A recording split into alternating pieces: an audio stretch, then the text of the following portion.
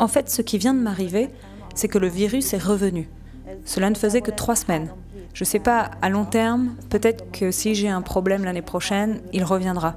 Ce virus ne disparaîtra peut-être jamais vraiment, c'est possible.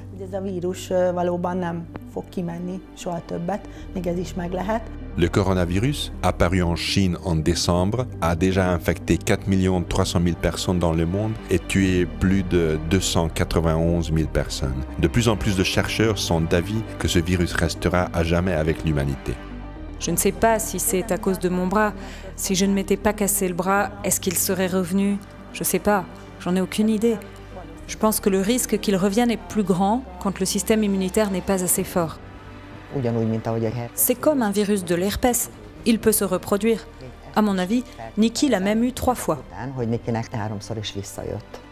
Chez Nikki, le coronavirus est apparu le 19 mars avec une journée de forte température et quelques jours de maux de gorge. On a tout de suite pensé que c'était le Covid parce que c'était tellement différent. Vraiment, cette température soudaine, puis tous les symptômes.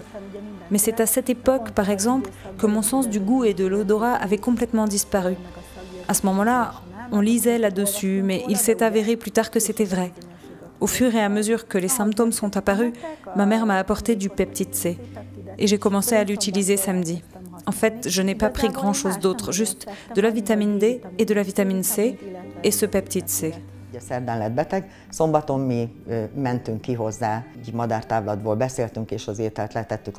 Elle est tombée malade mercredi, nous sommes allés la voir samedi.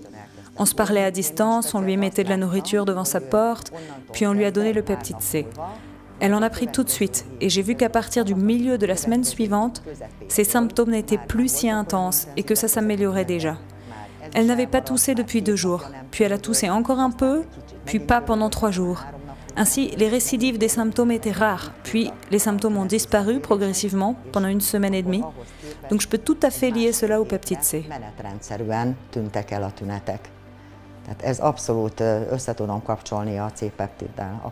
Le peptide C réduit non seulement les niveaux d'inflammation et optimise le fonctionnement du système nerveux, mais il augmente également la variabilité de la fréquence cardiaque, augmentant les chances de survie d'un patient.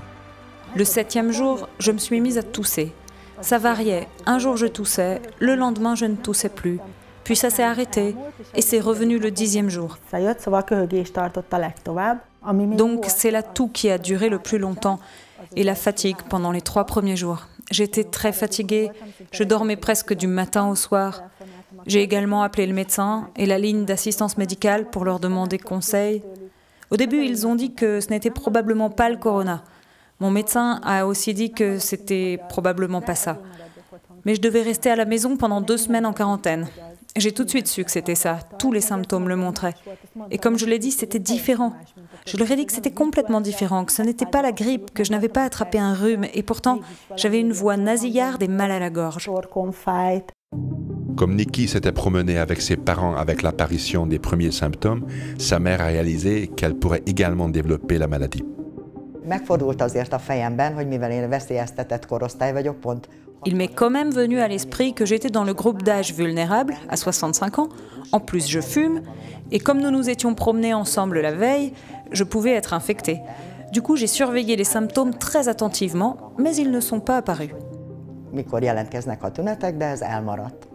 2 semaines s'étaient écoulées et les symptômes de Nikki avaient disparu. Elle pensait que c'était fini. Après 2 semaines et demie, je sortais déjà. J'étais déjà très bien. Puis 2 semaines plus tard, je me suis cassé le bras en faisant du roller. J'ai fait un test sérologique quand j'allais mieux. En fait, je me suis cassé le bras et même à ce moment-là, on m'a dit après le test sanguin que j'avais eu le virus. J'étais plus contagieuse, mais l'anticorps, l'immunoglobine G, est présente dans mon organisme. Après m'être cassé le bras, j'ai voulu aller dans un laboratoire pour qu'ils vérifient. Ils ont fait le test dont j'avais besoin pour aller à la clinique, mais le résultat était positif. Donc, à 3 jours près, le résultat avait changé. Vendredi, le résultat était négatif. Lundi, il était positif. Par conséquent, je n'ai pas été examinée, mais renvoyée de la clinique. Ami egyből kimutatta, hogy pozitív. Ezáltal engem ki se vizsgáltak, hanem elküldtek a klinikáról.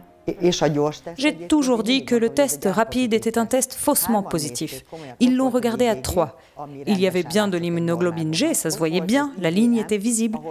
Il y avait de l'immunoglobine M qui se voyait sur une bande très pâle en bas de la bandelette. D'abord, ils ont dit que c'était négatif, mais ensuite, d'autres médecins l'ont regardé et ils ont dit « si, c'est positif ». Et même, je peux vous dire, ils m'ont fait un test PCR 3 jours après ça. Mais c'est toi qui voulais le faire, le test.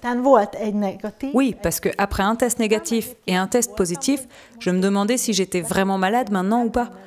Je suis allée faire un test PCR qui a montré lui aussi que j'étais activement contaminée par le Covid. Il a été prélevé sur le pharynx parce que c'est là qu'on trouve le coronavirus actif. J'ai continué à lire sur le sujet pour savoir si c'était possible de l'obtenir 2 fois ou non. Si j'ai l'anticorps en moi, alors comment est-ce que ça peut se reproduire? Et surtout si tôt? En fait, 3 semaines plus tard. À mon avis, l'explication, c'est que mon système immunitaire est complètement affaibli à cause du bras cassé, et c'est sûrement pourquoi je l'ai attrapé. Comme le test était positif pour moi, j'ai dû le signaler au service de santé et j'ai été mise en quarantaine pendant 2 semaines. Nikki était avec sa mère pendant la quarantaine, sans vraiment se préoccuper de la distanciation sociale. Toutes les deux étaient surprises de constater que la mère, Aranka, ne présentait aucun symptôme. Nous étions trop occupés avec son bras cassé et une autre quarantaine. Pendant la quarantaine, nous ne pouvions pas quitter la maison. Personne ne lui a soigné le bras, ni à l'hôpital, ni au cabinet médical. Il aurait fallu faire une autre radio, un autre plâtre, mais nous étions coincés à la maison. Cela occupait toutes nos pensées. J'ai en quelque sorte négligé le peptide C. J'ai demandé « Tu n'en as pas pris ?» Et elle a dit « Non ». J'ai dit « Mon Dieu, on ne l'avait pas utilisé depuis environ 1 semaine. » C'est fou que juste 3 jours avant, les maux de dos et la toux aient recommencé. 3 jours avant, elle toussait 1 ou 2 fois par jour. C'est ce qui nous a fait penser au peptide C. Et puis elle a recommencé à l'utiliser depuis 3 jours. Hier, elle a toussé presque du matin au soir. Mais depuis, on a augmenté la dose 2 fois par jour dans le nez. Et aujourd'hui, elle n'a toussé qu'1 ou 2 fois. Tegnap intenzív volt nagyon a kölgés, szinte reggeltől estig, viszont tegnaptól fel is emeltük a dózist, napi 2-2 a orlukba, és ma már éppen hogy csak egy-két kőintés volt. J'avais arrêté de l'utiliser il y a environ 1 semaine, et depuis, je dormais très mal. Je n'arrivais pas à m'endormir. J'ai même dû prendre un sédatif. Maintenant, je l'utilise à nouveau, régulièrement depuis 2 jours, et je dors parfaitement bien maintenant. Toutes les deux en même temps, on n'arrivait plus à dormir, et en même temps, on s'est remis à bien dormir. On en a pris et on dort bien. Oui, ce virus est revenu 3 fois, avec de moins en moins de symptômes à chaque fois. Mais c'est le dernier en ce moment. Pour moi, c'est clair que le peptide C renforce le système immunitaire et comme ça, le corps est capable de vaincre le virus plus rapidement.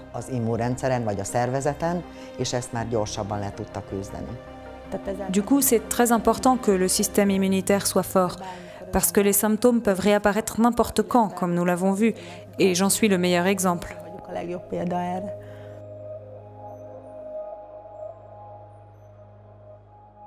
Les informations contenues dans cette vidéo n'ont pas été approuvées par l'Institut national pharmaceutique et de nutrition ou autre institut de santé. Nous n'avons pas l'intention de diagnostiquer, de traiter, de guérir ou d'anticiper des maladies. Les informations sont partagées uniquement à des fins éducatives. Nous vous prions de toujours consulter votre médecin traitant, surtout en cas de grossesse, d'allaitement, de traitement médicamenteux ou de maladies existantes.